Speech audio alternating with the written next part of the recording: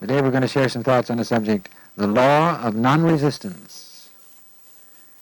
And of course we're continuing in our outline study of my book, Discover the Power Within You, over this period this week and next week.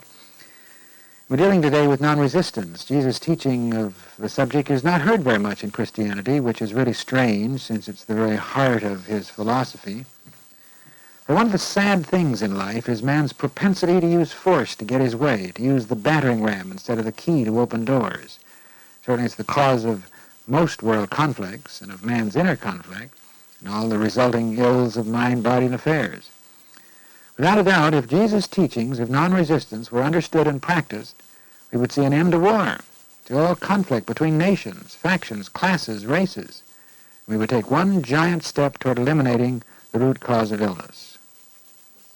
So this begins, "And if thy right eye causeth thee to stumble, pluck it out, and cast it from thee, for it is profitable for thee that one of thy members should perish, and not thy whole body be cast into hell.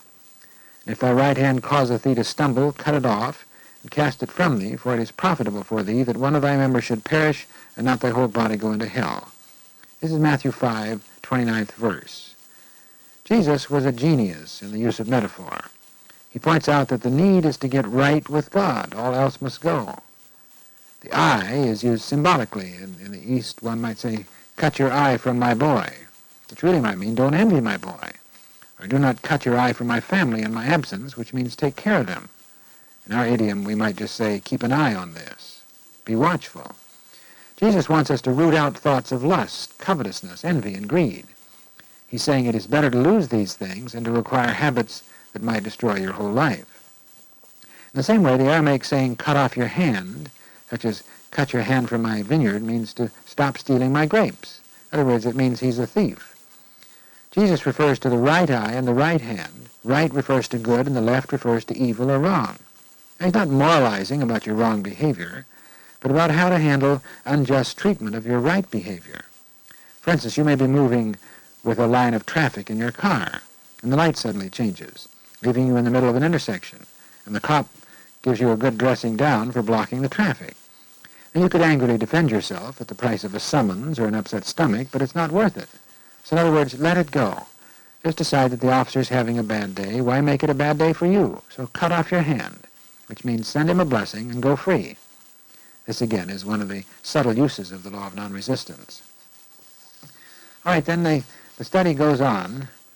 "Again, ye have heard that it was said of them of old time, Thou shalt not forswear thyself, but shalt perform unto the Lord thine oaths. But I say unto you, swear not at all, neither by heaven, nor by earth, nor by Jerusalem, neither shalt thou swear by thy head, for thou canst not make one hair of it white or black. But let your speech be yea, yea, nay, nay, and whatsoever is more than these is of the evil one." Now, this is an Eastern idiom. Unless we understand the idioms involved, we can't understand the Scriptures. A customer bargaining with a merchant might say, "By God's name and his holy angels, this pair of shoes cost me $6, but you can have it for $3. And the customer might reply, "By my only son's head, I will not pay more than $1. Mosaic law forbade swearing by anything but God, but it was common to do so anyway. And Jesus is saying, swear not at all. When we swear or vow, we make two mistakes. We deal with futurity, which is to mortgage our future, and secondly, it evidences a lack of faith. For instance, have you ever said or heard someone say, "I'll never speak to him again as long as I live"? This is to limit your future to your present low state of consciousness. Later, you may and probably will come to regret it. Then either you may break your vow with a sense of weakness, or you may hold to it stoically, feeling trapped by a regrettable decision. An alcoholic may vow that he'll never take another drink as long as he lives, and how easily that vow is broken, reducing his already low self-esteem. How much better to say, "I'm not going to take a drink today, one day at a time, and live in the now." Instead of saying, "I'll never think negatively again," why not affirm, "I am now immersed in positive thought."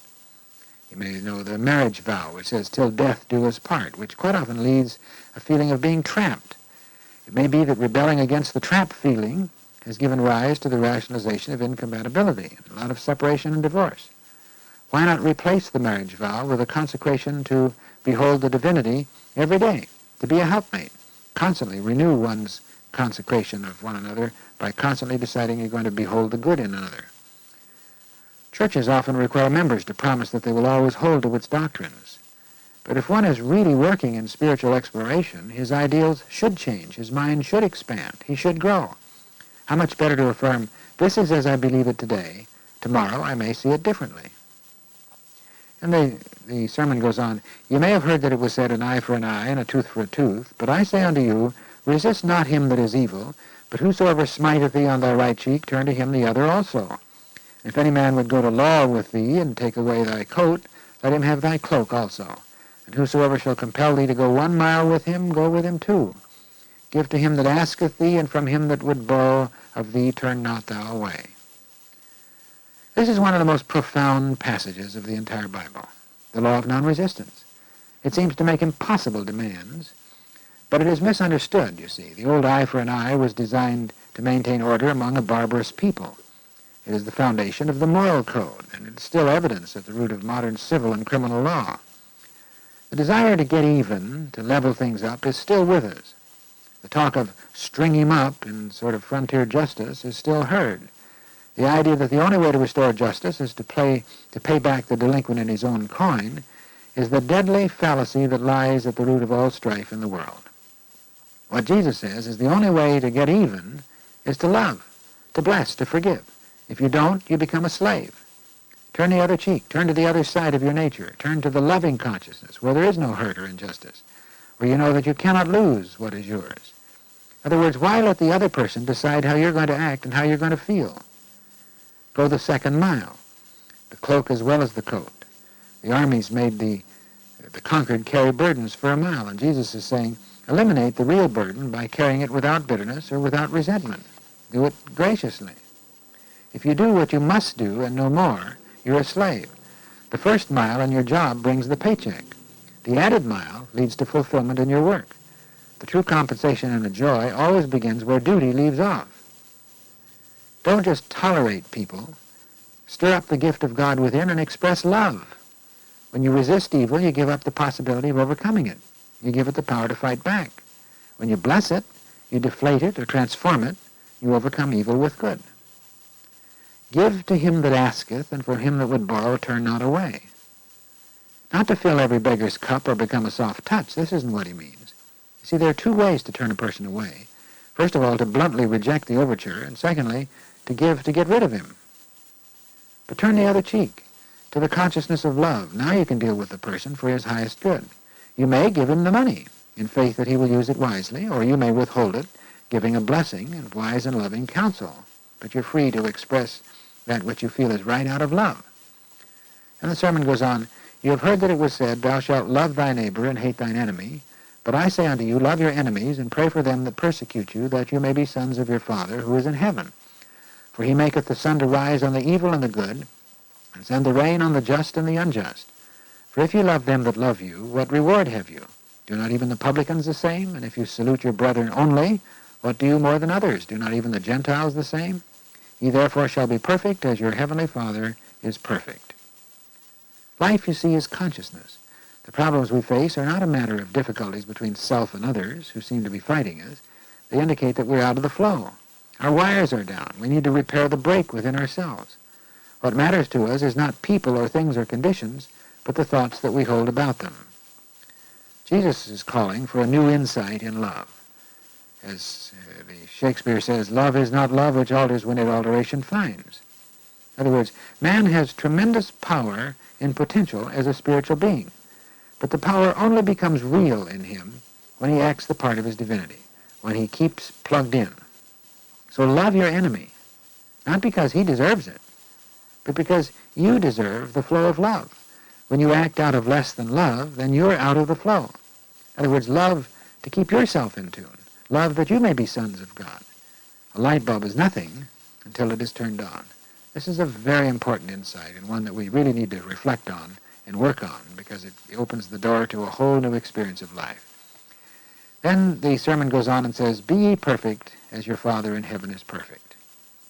I know once, some time ago, a preacher said Jesus challenged people with unattainable goals. The fact is these goals are impossible for weak, sinful humans to attain. And I say that may well be true, but then why be a weak, sinful human? The perfection of God is an eternal reality, and you are created in God's image likeness. So you have that perfection in you as your innateness. Return to your root. Be yourself. This is the whole thrust of Jesus' teaching of the divinity of man, that every person contains within him the wherewithal to surpass himself. There can be no limit to God, and there can be no limit to you in God consciousness. So when you lift yourself to the consciousness of God, then you are in the consciousness of the all things are possible that Jesus demonstrated. Non-resistance, you see, is not a grandstand play to show your spirituality. It is a vital way to return to your true self, the self that is God in you. It's not that Jesus challenges us with unattainable goals, but that he's continually reminding us of unclaimed possibilities. And he says, "Come, ye blessed, inherit the kingdom prepared for you from the foundation of the world."